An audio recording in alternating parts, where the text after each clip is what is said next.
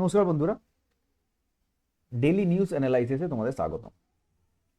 North east PSC তরফ থেকে আমরা এই নতুন একটি উদ্যোগ নিয়েছি, যেখানে আমরা রাজ্যের কারেন্ট অ্যাফেয়ার্সগুলো আমরা সলভ করছি। তো ত্রিপুরার যেই রাজ্যের কারেন্ট অ্যাফেয়ার্স, সেইগুলো আমরা প্রত্যেক দিনের কারেন্ট অ্যাফেয়ার্স তোমাদের জন্য তুলে ধরেছি, যেগুলো পরীক্ষার পার্সপেক্টিভে খুব গুরুত্বপূর্ণ। ত্রিপুরা টাইমসের নিউজ পেপার থেকে আমরা এই প্রশ্নগুলো বা বলতে পারো কারেন্ট অ্যাফেয়ার্সগুলো তুলেছি, যেগুলো তোমাদের পরীক্ষায় আসতে পারে। তো ত্রিপুরার 19 থেকে 21 ফেব্রুয়ারি মানে আজকের দিনের আপডেটেড কারেন্ট অ্যাফেয়ার্স তোমাদের এনেছি। তো এই কারেন্ট অ্যাফেয়ার্সের শুরু আমরা কিন্তু 1 ফেব্রুয়ারি থেকে শুরু করে দিয়েছি। যারা যারা আমাদের ভিডিওগুলো দেখোনি, তাদেরকে অনুরোধ করবো তারা গিয়ে আমাদের চ্যানেলে গিয়ে সেই ভিডিওগুলো দেখতে পারো। সেখান থেকে তোমরা 1 জানুয়ারি মানে ফেব্রুয়ারির প্রশ্নগুলো বা কারেন্ট অ্যাফেয়ার্সগুলো পেয়ে যাবে। যারা যারা আমাদের সাথে যুক্ত হতে চাও, তাদের জন্য এই টেলিগ্রামের লিঙ্ক আমি দিয়ে দিয়েছি, বা এই স্ক্যান করেও তোমরা কিন্তু আমাদের চ্যানেল জয়েন করতে পারো। আমি লিঙ্ক তোমাদেরকে ডেসক্রিপশন বক্সে দিয়ে দেবো, তোমরা সেখান থেকেও গিয়ে আমাদের চ্যানেলে জয়েন করতে পারো, যেখানে বিভিন্ন রকমের জিএস এর প্রশ্নগুলো তোমরা সেখানে পেয়ে যাবে, ঠিক? বা পিডিএফ, যেগুলো আমরা প্রত্যেক দিনের যে কারেন্ট অ্যাফেয়ার্সগুলো আমরা করছি, স্টেটের হোক, রাজ্যের হোক বা ন্যাশনাল লেভেলে যে কোনো পরীক্ষার জন্য সেই কারেন্ট অ্যাফেয়ার্সগুলো আমরা পিডিএফ তোমাদেরকে প্রোভাইড করে দিচ্ছি। সেইগুলো তোমাদের এই টেলিগ্রাম চ্যানেলে তোমরা পেয়ে যাবে, ঠিক আছে?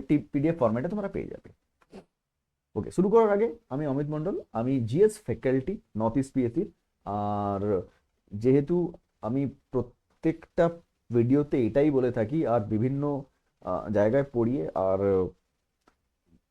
পরীক্ষাগুলো কোয়ালিফাই করে এইটুকানি বুঝতে পেরেছি যে কারেন্ট অ্যাফেয়ার্স এই বছর বা বিগত 4-5 বছর থেকে যদি দেখা যায়, সেখান থেকে কিন্তু খুবই গুরুত্বপূর্ণ। তার মানে এই নয় যে আগে কিন্তু ছিল না, আগেও কিন্তু খুব গুরুত্ব ছিল, এখন গুরুত্বটা আরো বেড়ে গেছে। তাই কারেন্ট অ্যাফেয়ার্সের গুরুত্বটা মাথায় রেখে আমাদেরকে রেগুলার বেসিসে কারেন্ট অ্যাফেয়ার্সগুলো পড়তে হবে।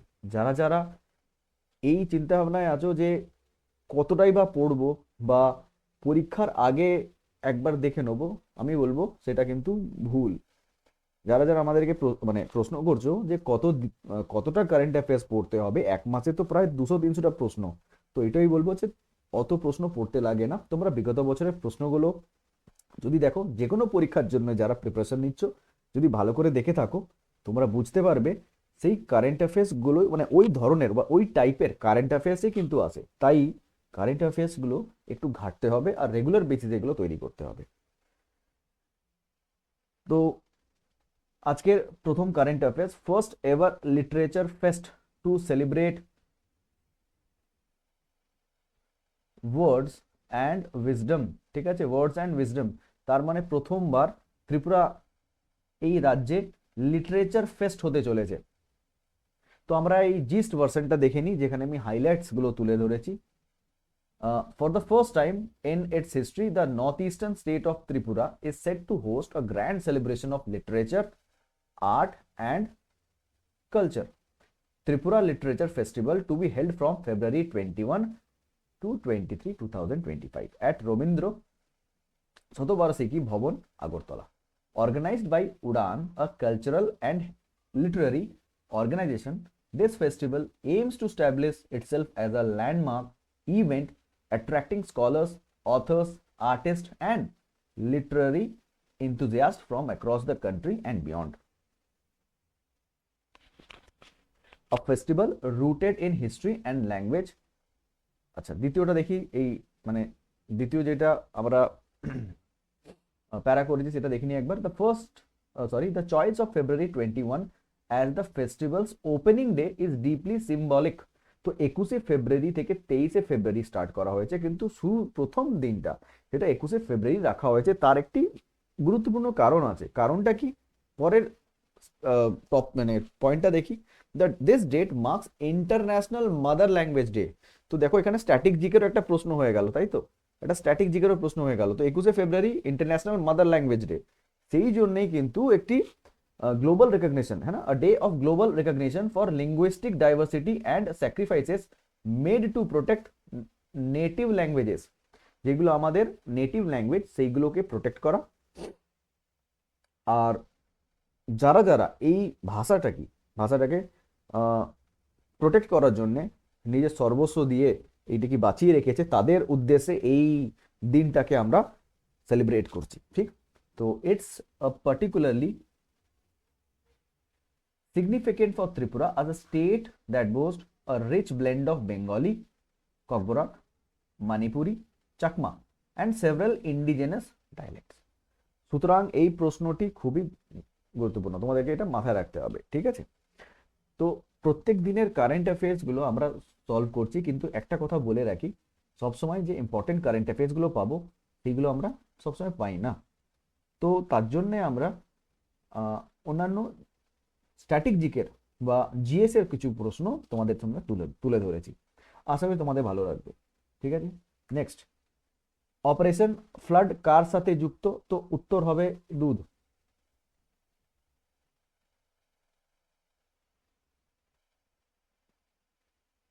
ঠিক আছে, তো অপারেশন ফ্লাড কার সাথে যুক্ত? আনসার হচ্ছে দুধ, ঠিক? তেল, গম, জল, তো আনসার কি হচ্ছে তোমাদের? দুধ। কেন? দেখো 1970 সালে ডক্টর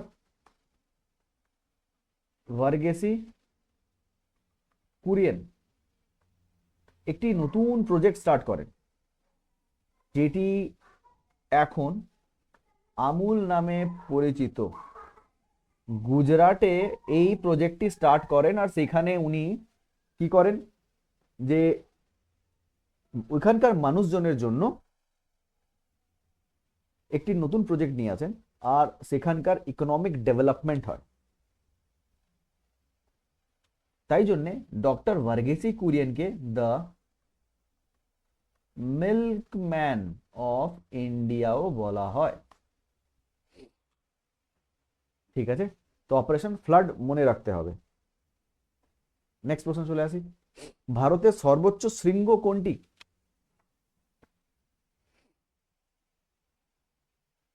দেখো option K2 Mount Everest, Nanda Devi, Nanga Parbat. সর্বোচ্চ শৃঙ্গ জিজ্ঞেস করেছে, ঠিক আছে?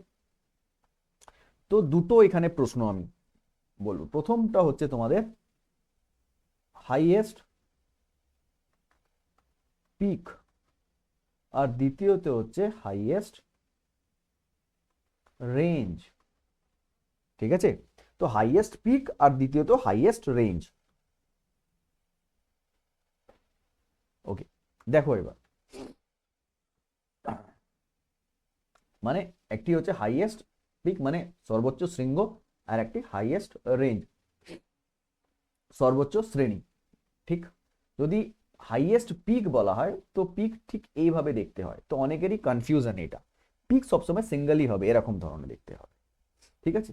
যদি হাইয়েস্ট পিক বলে তখন উত্তর হবে K2 বা গডউইন অস্টিন, ঠিক আছে? বা গডউইন অস্টিন।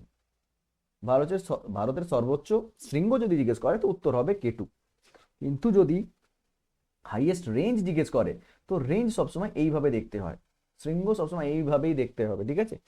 এরকম এইভাবে। তো তোমরা কাঞ্চনজঙ্ঘা আশা করি অনেকেই দেখেছো, না দেখে থাকলে আশা করি তোমরা ভিডিওতে বা কোনো ছবিতেও দেখে থাকো। তো এইখানে তোমরা দেখতে পারবে সব সময় রেঞ্জ এইভাবে দেখতে হয়। তো কাঞ্চনজঙ্ঘা হচ্ছে হাইয়েস্ট রেঞ্জ, হাইয়েস্ট পিক বললে K2, হাইয়েস্ট রেঞ্জ বললে কাঞ্চনজঙ্ঘা। এবার আমি আর একটুখানি এটুকু এক্সপ্লেন করি, যাদের একটু মানে যদি কনফিউশন থেকে থাকে যে হাইয়েস্ট পিক কাঞ্চনজঙ্ঘাই হবে, তো সেই ক্ষেত্রে একটা উত্তর দেখো, হাইয়েস্ট রেঞ্জ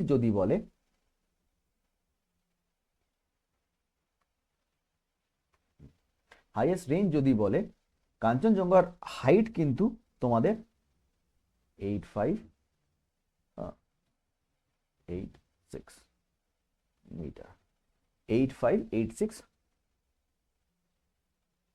মিটার। আর যদি জিজ্ঞেস করে গডউইন অস্টিন, উত্তর হবে 8611 মিটার। এবার তোমরাই ডিসাইড করো কি কোনটা হাইয়েস্ট, সর্বোচ্চ কোনটা? গডউইন, অস্টিন মানে K2 নাকি কাঞ্চনজঙ্ঘা? তো উত্তর হবে অবশ্যই K2, তাই উত্তর K2 আনসার হবে। ঠিক আছে, দ্বিতীয়তে চলে আসি। নেক্সট কোশ্চেন, মোহাম্মদ বিন কাসেম সিন্ধু, ও সরি, মোহাম্মদ বিন কাসিম সিন্ধু জয় করেন কবে? তো মোহাম্মদ বিন কাসিম কবে সিন্ধু জয় করেন? তা তার আগে বলে রাখি, মোহাম্মদ বিন কাসিম নাম তো অবশ্যই তোমরা শুনেছো। দেখো, মোহাম্মদ বিন কাসিম কিন্তু আরবের একজন জেনারেল ছিলেন। ঠিক আছে, আরবের একজন জেনারেল ছিলেন। তিনি কিন্তু, ছোট্ট করে ইতিহাস বলে রাখি, তিনি কিন্তু আহ, এসেছিলেন 1712 খ্রিস্টাব্দে। কোথায়? ভারতে।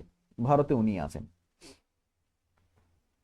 সেই সময় কিন্তু উনি ভারতে যখন আসেন, আহ, সেই সময় কিন্তু উনি এসছিলেন এই এই এই জায়গায়। ঠিক আছে, সিন্ধ, এই যে সিন্ধ জায়গায় এসেছিলেন। ঠিক, এখানে একটি অরোর বলেও জায়গা আছে, যেখানে ব্যাটল অফ অরোরের যুদ্ধ হয়। ঠিক, কার সাথে? রাজা দাহির, কিং দাহির, রাজা দাহিরের সাথে যুদ্ধ হয়, যেখানে দাহির হেরে যান। তো উত্তর দেওয়ার আগে এই একটু ছোট্ট করে ইনফরমেশন মানে মনে রাখাটা একটু ভালো, তাই তোমাদের কনসেপ্টটা ক্লিয়ার হবে। তো উত্তর কি হবে? Option 712 AD, 812 AD, 1912 AD, 1012 AD। তো আনসার হবে 712 খ্রিস্টাব্দে। ঠিক আছে, তো 712 খ্রিস্টাব্দে মোহাম্মদ বিন কাসিম সিন্ধ জয় করে, আক্রমণ করে। ঠিক আছে, সিন্ধ জয় করেন, আর এই আরোরের যুদ্ধ রাজা দাহিরকে হারিয়ে দেন। ঠিক আছে, ওকে, 712 খ্রিস্টাব্দে। আর ইনি ছিলেন ফার্স্ট মুসলিম, প্রথম মুসলিম, ফার্স্ট মুসলিম এম্পারার, যিনি ভারতে আক্রমণ করেছিলেন। ওকে, নেক্সট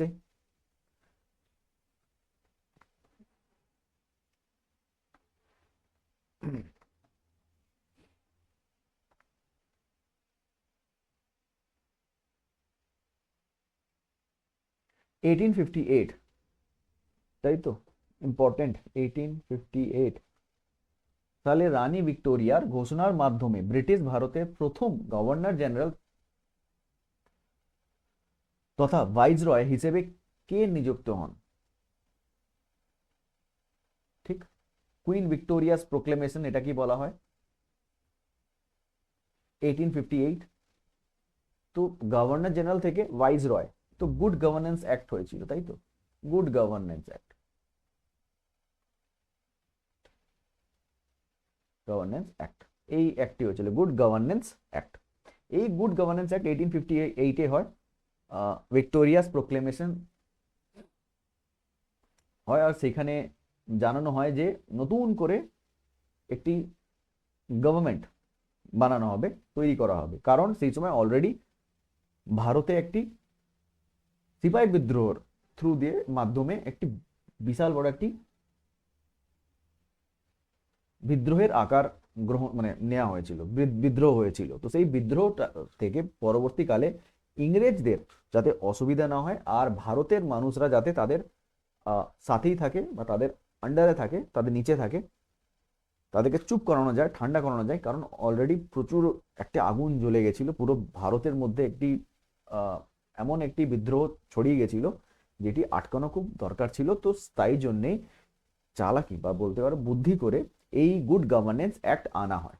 তো রানী ভিক্টোরিয়া বা কুইন ভিক্টোরিয়াস প্রোক্লেমেশন এটা খুবই গুরুত্বপূর্ণ। তো এই সময় গভর্নর জেনারেল থেকে কি হয়, ভাইসরয় পোস্ট চেঞ্জ হয়ে যায়, নতুন নাম হয়। কবে? 1858-এ। ঠিক, প্রশ্ন, সরি, অপশনসগুলো দেখিনি। Lord Elgin, Lord Dalhousie, Lord Canning, নাকি এদের কেউ নন, নন অফ দিস। তো কি হবে? আনসার হবে লর্ড ক্যানিং। তো লর্ড ক্যানিং ছিলেন সিপাহী বিদ্রোহের সময় ভয়েসরয় ছিলেন, গভর্নর জেনারেল ছিলেন।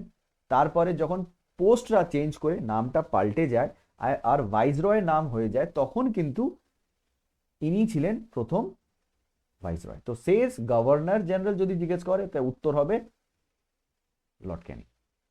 আর প্রথম ভাইসরয় সেই ক্ষেত্রেও লর্ড ক্যানিং। ঠিক আছে, উত্তর লর্ড ক্যানিং। তো আজকে এরকমই কিছু প্রশ্ন ছিল, আশা করি তোমাদের ভালো লেগে থাকবে। যদি কোনো সাজেশন দিতে চাও বা কিছু জানতে চাও, অবশ্যই তোমরা আমার সাথে কন্ট্যাক্ট করতে পারো। টেলিগ্রামের লিঙ্ক আমি ডেসক্রিপশনে দিয়ে দেবো, তোমরা স্ক্যান করেও আমাদের এই চ্যানেল জয়েন করতে পারো। তো আজকের এইটুকুনি, পরে আবার দেখা হবে নতুন একটি ভিডিও সাথে। আর সেখানে সেই ভিডিওতে আমরা চেষ্টা করব কারেন্ট অ্যাফেয়ার্স, গুরুত্বপূর্ণ কারেন্ট অ্যাফেয়ার্স তুলে ধরা। ঠিক আছে, তো আজকের এইটুকুনি, ধন্যবাদ।